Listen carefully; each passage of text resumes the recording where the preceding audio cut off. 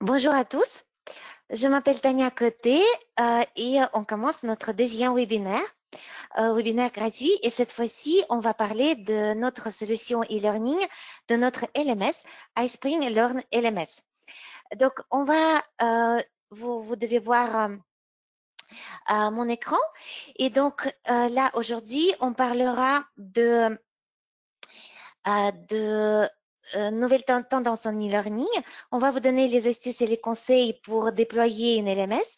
On va parler d'un cas spécifique et je vais vous donner plein d'idées pour mettre en place un LMS dans votre entreprise, pour travailler soit avec vos collègues, pour les nouveaux employés par exemple, ou pour travailler avec vos clients. Ce webinaire sera enregistré, donc vous allez pouvoir après le re-regarder et bien retenir les choses dont on va parler. Si vous avez des questions, vous pouvez les soumettre ici. Aujourd'hui avec moi, j'ai mes collègues, donc Irina. Irina, j'espère que vous nous entendez. Oui, bonjour à tous. Donc, si vous avez des questions, voilà, vous pouvez me contacter. Et ma collègue Xinia, voilà, je pense. Alors, Casey est aussi avec nous, donc elle va pouvoir répondre aux questions techniques. N'hésitez pas à les poser. Donc voilà, on est là pour vous. Donc, on va parler de notre LMS, iSpring Learn LMS, LMS efficace pour vos projets de digitalisation. Donc, je pense que ce webinaire sera très pratique pour ceux qui ont déjà iSpring Learn LMS et qui commencent seulement de déployer LMS dans leur entreprise. Ça peut être utile pour ceux qui ont déjà iSpring Suite mais qui ne savent pas encore où ils peuvent publier leurs cours, leurs créations. Et c'est aussi utile pour ceux qui ont une ancienne version d'iSpring Learn. Donc, vous allez pouvoir voir les nouvelles fonctionnalités. Et je peux vous dire tout de suite que vous pouvez faire un upgrade de votre ancienne version gratuitement si vous restez au même nombre d'utilisateurs. Donc, aujourd'hui, on va d'abord voir quel contenu et comment on peut travailler avec ce contenu sur iSpring Learn LMS.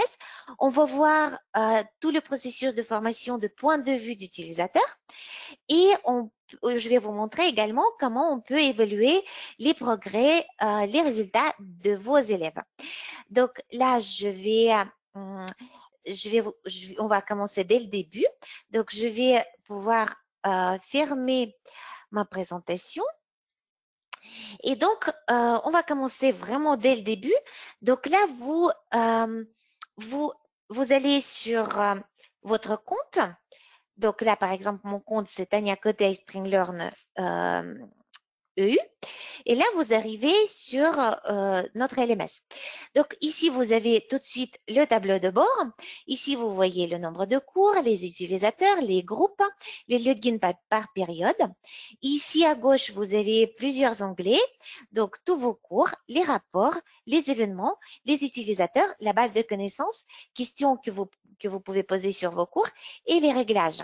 Donc ici, vous avez votre profil, et donc c'est là où vous pouvez passer. Si vous êtes administrateur, vous pouvez passer de portail utilisateur au portail d'administrateur et vice-versa.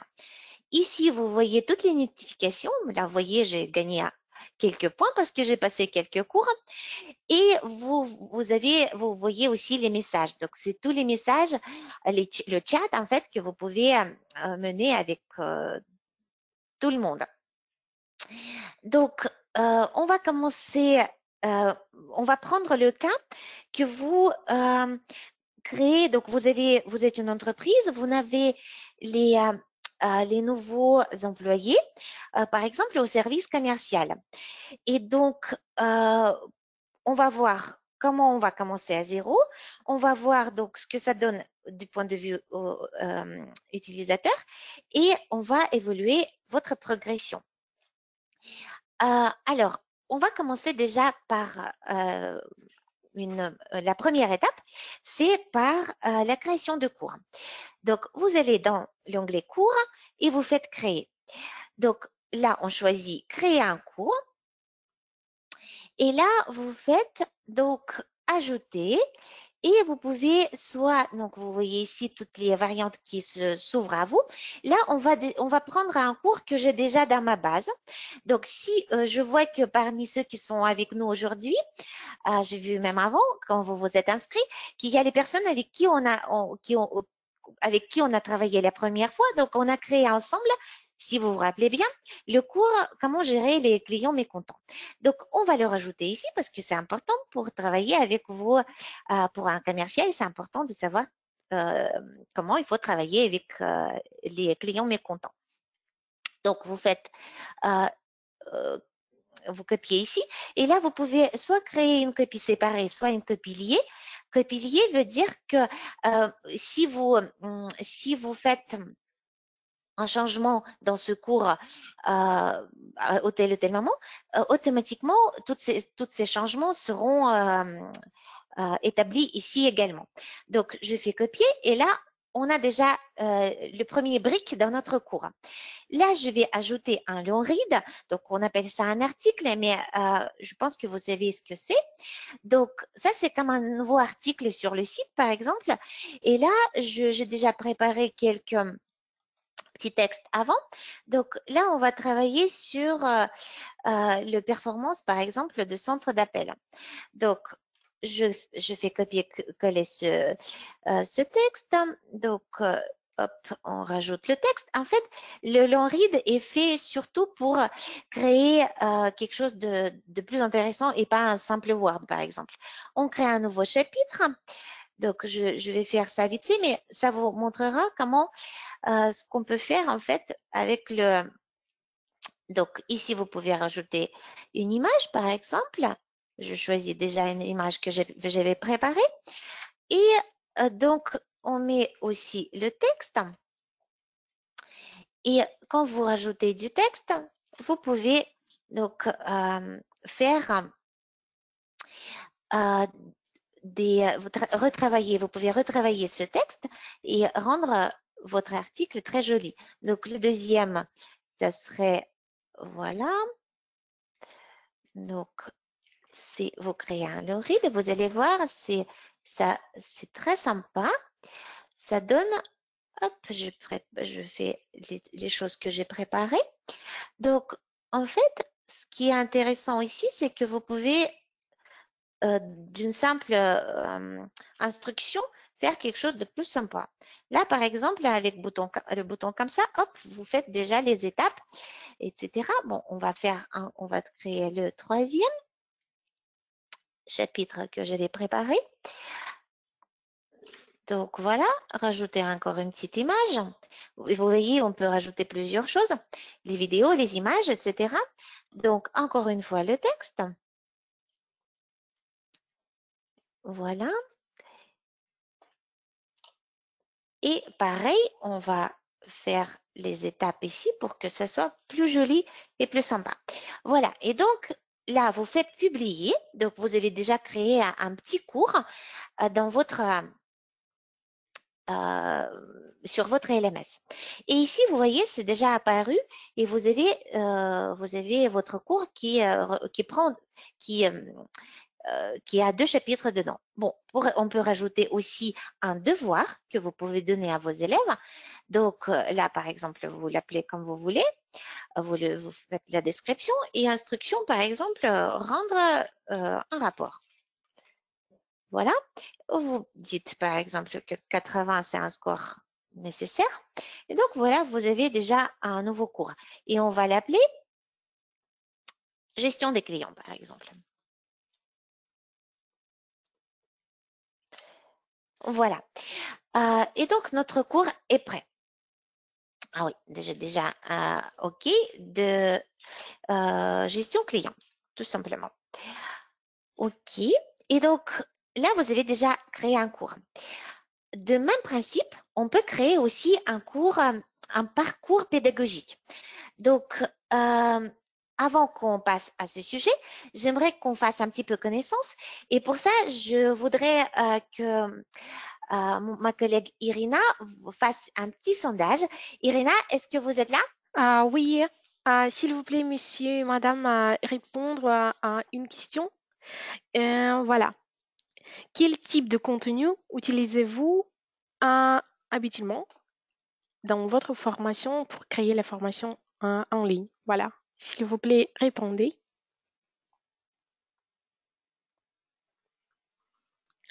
Donc, nous attendons les réponses. Donc, merci. Merci. Donc, merci beaucoup, madame et monsieur, pour vos réponses. D'accord. Merci beaucoup.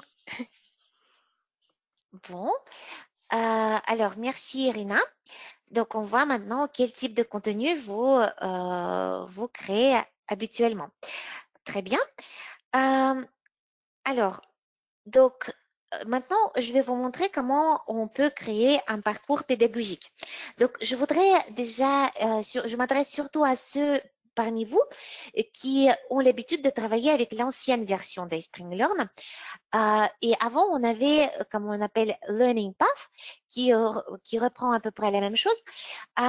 Mais la structure était un petit peu différente.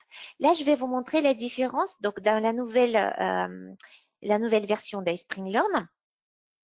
Donc, ici, vous pouvez créer vraiment des étapes.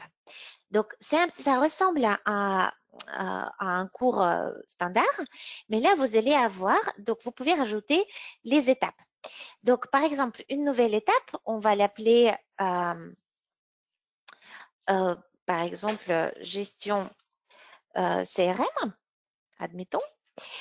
Vous, ici, vous ajoutez un cours dessus. Bon, admettons, on va prendre notre cours, bon, prenons gestion des clients. Ça n'a pas d'importance. Donc, ensuite, vous créez une nouvelle étape et on va l'appeler, par exemple, gestion marketing des ventes. Voilà. Et on va ici aussi ajouter un cours dessus. Donc, notre cours, par exemple, sur marketing. Voilà. Ce qui est intéressant ici par rapport à l'ancienne version, c'est que vous pouvez vraiment paramétrer les étapes. Admettons, vous pensez que ce cours doit être passé dès le premier jour de l'arrivée à l'entreprise. Donc, vous pouvez laisser ça à 0 et ici définir une date d'échéance. Donc, par exemple, vous pensez que vous donnez 15 jours pour passer ce cours. Voilà. Donc, dès que la personne arrive, elle a 15 jours pour passer ce cours.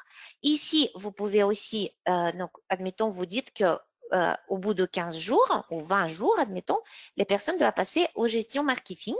Et là, vous pensez que ce cours est un petit peu plus difficile, donc vous pouvez leur donner 25 jours pour passer ce cours. Et voilà, votre parcours pédagogique est créé. Un coup que vous avez créé tout ça, il faut bien que vous puissiez inscrire vos utilisateurs. Donc, attribuer ces cours ou ces parcours pédagogiques à vos utilisateurs. Maintenant, on va aller justement pour ça dans l'onglet utilisateur qui est très important. Donc, ici, vous avez tous vos utilisateurs. Ce qui est important, c'est que iSpring Learn, il peut refléter et il reflète la structure de votre entreprise. Donc, vous allez dans les départements. Là, par exemple, pour vous montrer, j'ai créé juste au niveau d'iSpring Solutions, notre antenne européenne et notre maison mère qui se trouve aux États-Unis. Donc, et là, vous avez vos départements. Donc, vous pouvez, quand vous allez dans les utilisateurs, vous pouvez les créer à la main en remplissant toutes les cases. Vous pouvez aussi importer vos utilisateurs si vous en avez plusieurs, par exemple. Vous avez un modèle en Excel où vous remplissez toutes les cases qui sont importantes pour vous. Et pour bien définir ce qu'il vous faut, vous allez dans les réglages. dans les options supplémentaires et vous voyez les paramètres du profil d'utilisateur. Par exemple, pour moi, ce qui est important, c'est le login, l'adresse mail et surtout leur fonction dans l'entreprise. S'il y a d'autres choses qui sont importantes, vous pouvez cocher la case et, mettons, rendre prénom obligatoire, etc. Donc, ainsi, toutes les choses que vous allez mettre ou changer dans les réglages, ça va modifier le modèle de Excel qui va être là pour importer les utilisateurs. Ce qui est très pratique, c'est aussi les profils d'inscription. Donc, c'est pour l'inscription automatique, pour que vos apprenants puissent s'inscrire eux-mêmes. Donc, c'est pratique pour l'entreprise et c'est pratique aussi pour les organismes de formation, par exemple, qui travaillent avec leurs clients. Admettons, ils vous ont payé, vous leur donnez l'accès. Pour ça, vous créez un nouveau règle. Par exemple, ça va être nom de profil, un commercial, par exemple. Vous voyez qu'il doit être dans le département des ventes. Vous donnez un laps de temps, par exemple, il faut que ça soit fait, l'inscription soit faite à partir du 20 mars, par exemple, et jusqu'au 29 mars, par exemple. Donc voilà. Et nombre d'activations. Vous savez que vous avez donné l'accès, par exemple, à 25 personnes. Hop. Et dès que les personnes, oui, donc on a déjà le profil qui existe. OK. Donc on va faire comme ça. Et donc vous allez avoir le lien que vous allez pouvoir partager avec les personnes. Et quand ils vont recevoir un lien comme ça, ils vont pouvoir rentrer ce lien et arriver à une page comme ça. Donc, ils remplissent ce qui est nécessaire. Vous voyez, vous avez défini que login, email et la fonction sont obligatoires. Donc, ils vont les rentrer et ils vont pouvoir se connecter à la plateforme. Ce qui est un petit peu nouveau et super pratique, c'est les smart groups ou les groupes intelligents. Pour ça, vous allez dans les groupes et vous pouvez créer un groupe. Donc, à quoi ça sert? Par exemple, vous savez que dès qu'il y a un nouveau recruté qui arrive, il faut qu'il fasse cette formation en gestion client, admettons. Donc, vous donnez le nom du groupe, par exemple, donc les nouveaux recrutés 2020, par exemple. Voilà. Vous créez des règles. Donc, d'abord, il faut que vous voulez que ça soit que sur l'antenne Europe. Et un autre critère, il faut qu'il soit, donc là, vous choisissez la fonction, parce que je voudrais que toutes les personnes qui vont être embauchées en tant que commerciales, qu'elles puissent y aller. Et là, vous voyez qu'il y a 4 utilisateurs qui respectent ces règles. Donc, c'est 4 utilisateurs qui vont automatiquement arriver dans ce groupe. Donc, voilà, j'ai 4 personnes qui sont dans le groupe. Et maintenant, on peut attribuer nos cours, nos parcours à ces personnes-là. Donc, vous allez de nouveau dans les cours, vous cherchez notre gestion client et là, vous faites donc inscription. C'est la même chose pour le cours ou le parcours pédagogique. Donc, vous faites les utilisateurs et là, en recherche avancée, vous pouvez vite choisir soit par département, soit par département. Et là, je voudrais que ce soit vraiment tous les personnes de ce groupe. Je ne sais plus si je l'ai choisi ou pas finalement. Hop. Et donc, vous rajoutez. Et toutes ces personnes-là vont avoir ce cours à passer. Donc, vous pouvez mettre la date de début, paramétrer. Date d'échéance, vous pouvez mettre illimité ou bien affiner tout ça. On va dire que c'est illimité. Et voilà, on est inscrit. Maintenant, vu que moi, je vois qu'on m'a attribué les cours, je vais y aller en tant qu'utilisateur. Voilà, je change au portail utilisateur et je vois ce qui se passe. Donc, qu'est-ce que j'ai comme cours qui me sont affectés. Donc, il y a plein de choses et je vois il y a aussi gestion client. Évidemment, c'est pas commencé. Donc là, c'est comme ça que vos apprenants vont voir le portail iSpringLearn. Donc, d'une part, c'est les cours. Vous pouvez passer des nouveaux cours en terminé. Vous pouvez voir, donc là, par exemple, terminé, c'est ce que, voilà, c'est ce que j'ai déjà fait. Ils peuvent aller dans l'onglet événements. Et ici, ce qui est bien dans iSpringLearn, c'est que vous pouvez mettre les événements aussi bien en présentiel qu'en distanciel. Donc, par exemple, vos webinaires ou les événements en présentiel aussi. Je sais que plusieurs d'entre vous travaillent en blended learning. Donc, c'est aussi bien dans vous continuez à donner les cours en présentiel et vous donnez aussi les cours en distanciel. Ici, vous voyez les tâches effectuées et tous les badges, les points que vous avez gagnés, les certificats également, parce que vous pouvez émettre les certificats à la fin du cours. Et vous avez aussi le catalogue et la base de connaissances. Je vais vous en parler un tout petit peu plus tard. Donc, là, on va revenir au portail administrateur et je voudrais vous montrer un petit peu au niveau d'iSpringLearn en général, comment on peut un petit peu le rendre plus, on va dire, plus adapté à votre entreprise. Donc, vous allez dans les réglages et dans l'identité visuelle. Et là, vous pouvez changer les couleurs. Vous pouvez ajouter un nouveau logo et changer aussi bien le portail utilisateur que le portail administrateur. Ça permettrait de faire en sorte que iSpringLearn reflète l'identité de votre entreprise. D'ailleurs, vous pouvez changer aussi l'URL pour que, vous voyez, ça soit vraiment à vous. Maintenant, je voudrais aussi vous montrer au niveau des rapports. Parce que les rapports, si vous voulez, les statistiques, c'est un avantage concurrentiel de notre LMS. Et avant que je vous parle, je voudrais, Irina, vous êtes toujours là? Oui, je suis là.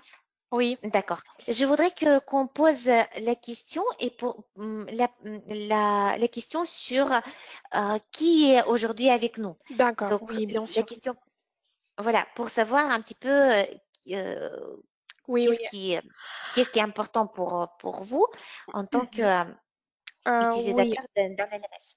oui, monsieur, madame, s'il vous plaît, répondez à notre question qui est venue à notre webinaire. Euh, voilà, s'il vous plaît, répondez.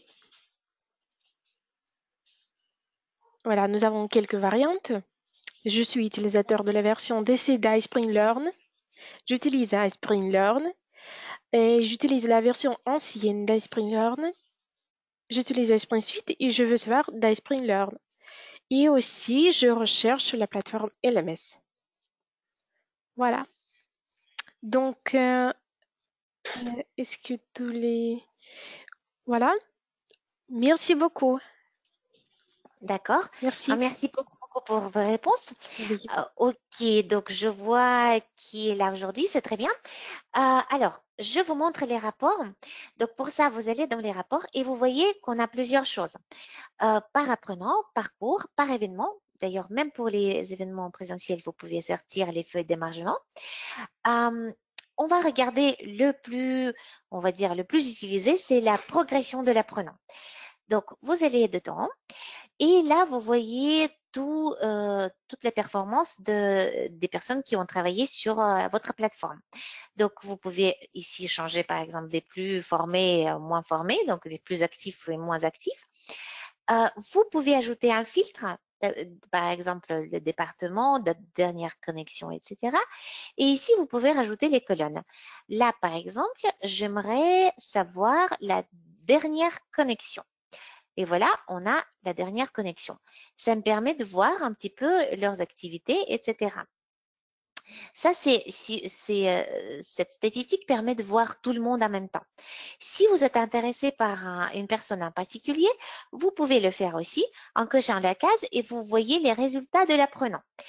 Donc là, vous voyez toute l'activité de la personne.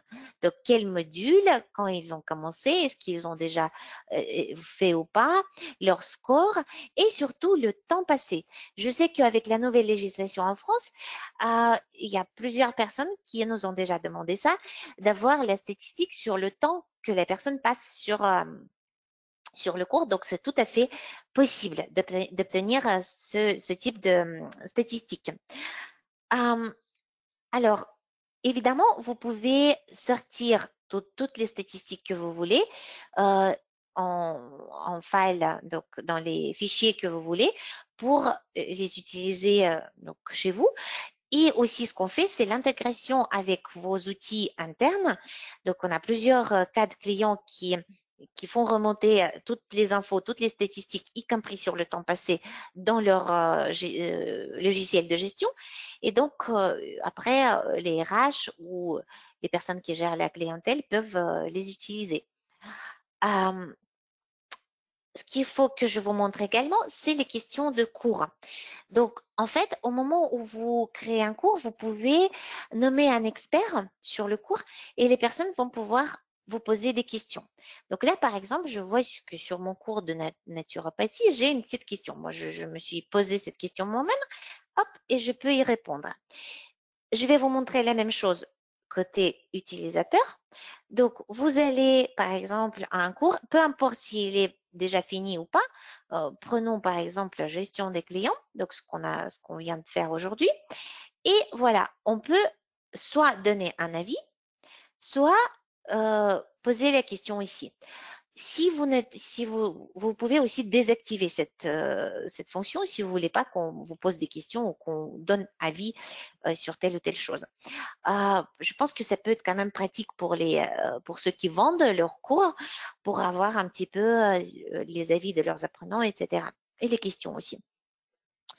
Donc, et ce qui est intéressant à montrer aussi bien dans le portail utilisateur que portail administrateur, c'est les catalogues et les bases de connaissances. Donc, on va revenir au portail administrateur. Et là, on va dans les réglages et dans le catalogue. On voit qu'il est activé ici. Et donc, regardez, ici dans le catalogue, vous pouvez créer plusieurs catégories. C'est comme les petits fichiers où vous pouvez mettre les cours, les instructions, les choses qui sont pas forcément nécessaires à passer à chaque fois, mais c'est plutôt pour la gouverne de vos apprenants. Et vous pouvez limiter l'accès. Donc là, par exemple, vous dites que les webinaires e-learning, continu e-learning de A à Z est disponible que pour tel ou tel département, par exemple. Voilà, et vous pouvez sélectionner ici exactement à qui vous voulez que ça soit affecté. Et donc, c'est que eux qui vont avoir accès à ce fichier. Il y a une fonction qui ressemble un petit peu à ça, c'est la base de connaissances. Là, vous pouvez rajouter quelque chose dessus, donc les documents dans ces formats-là, et les personnes vont pouvoir accéder soit aux choses en catalogue, soit aux bases de connaissances. La base de connaissances, c'est un peu comme les dictionnaires qu'on utilise, par exemple, en traduisant de texte. Et le catalogue, ça peut être aussi les cours qu'ils peuvent choisir, par exemple, si vous donnez le choix à vos apprenants de choisir tel ou tel cours. Je voudrais ajouter aussi pour les cours que vous voulez, par exemple, que vos apprenants, soit vos collègues, soit vos clients, passent à chaque fois ou pendant que ce cours soit répétitif. Par exemple, sur la sécurité, admettons sur la sécurité ou la sécurité incendie, je me rappelle de ça, parce que j'ai travaillé, j'ai fait mes études en France, et c'était nécessaire de passer ce cours pendant au bout de certains laps de temps. Et donc, voilà, on a même le cours justement sur sécurité incendie. Donc, prenez par exemple le cours qu'on a créé avec vous. Et là, vous pouvez ici euh, cocher la case réinscrire automatiquement les utilisateurs dans le cours. Par exemple, vous dites que dans 2 ans, tout le monde doit absolument passer ce cours. Donc, automatiquement, dans 2 ans, la personne va encore être obligée de suivre ce cours. Voilà, donc comme promis, en 30 minutes, j'ai essayé de faire le tour de notre iSpring Learn, de notre plateforme d'apprentissage. Donc, on a fait un bon travail ensemble aujourd'hui. Donc, je vous ai montré comment déployer votre LMS, recréer la structure de l'entreprise, créer un cours et un parcours pédagogique et attribuer nos créations à nos utilisateurs. Donc, je voudrais encore une fois vous dire que si vous travaillez avec une ancienne version d'iSpring Learn, on peut vous faire un upgrade gratuitement jusqu'à la nouvelle version d'iSpring Learn. Si vous avez déjà iSpring Suite, vous pouvez jeter un coup d'œil sur iSpring Learn pour rendre vos conceptions accessibles à vos clients. Et bien sûr, vous pouvez télécharger une version d'essai d'iSpring Learn. Donc, là, je vois qu'on a déjà des questions. Irina, c'est ça? Oui, mais Vous m'entendez? nous avons, oui, oui, Madame Tania, oui, nous avons, à vrai dire, des questions après le webinaire. Voilà. D'accord, ok. Le sondage. Oui, donc il vous reste un petit sondage, c'est ça? Hum, non, à vrai dire, c'est après le webinaire quand il a fini, voilà, quand il D'accord, oui. Donc après notre Mhm, webinaire, après surtout, notre webinaire. prenez juste quelques secondes pour pour répondre à deux, trois petites questions. Mais là, on est prêt à répondre à vos questions. Et donc, je vois, Irina, qu'on a déjà quelques questions Du des chat. personnes qui sont là aujourd'hui. Voilà, donc Oui. si vous pouvez, oui, Donc, nous avons quelques questions par rapport de la plateforme. d'accord. Est-ce que l'espace disponible est illimité dans la plateforme? Voilà, c'est la question de Monsieur Fassir. D'accord. Oui, donc l'espace disponible sur la plateforme est illimité. Donc, vous pouvez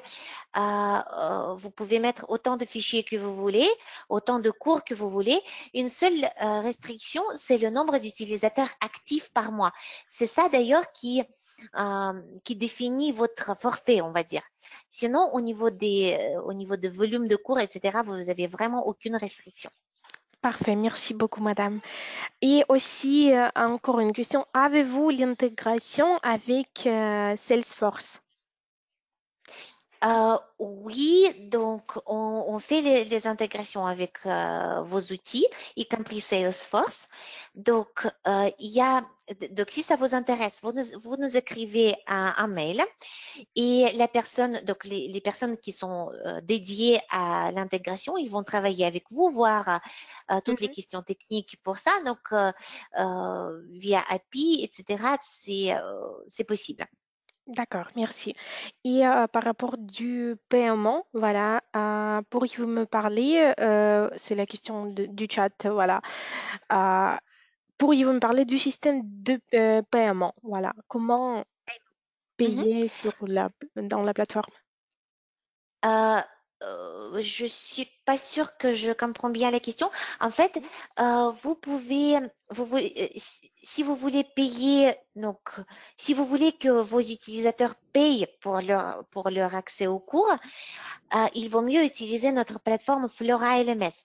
D'ailleurs, la semaine prochaine, jeudi, on va avoir notre troisième webinaire sur Flora LMS. C'est un LMS qui est conçu exprès pour ceux qui vendent leurs cours.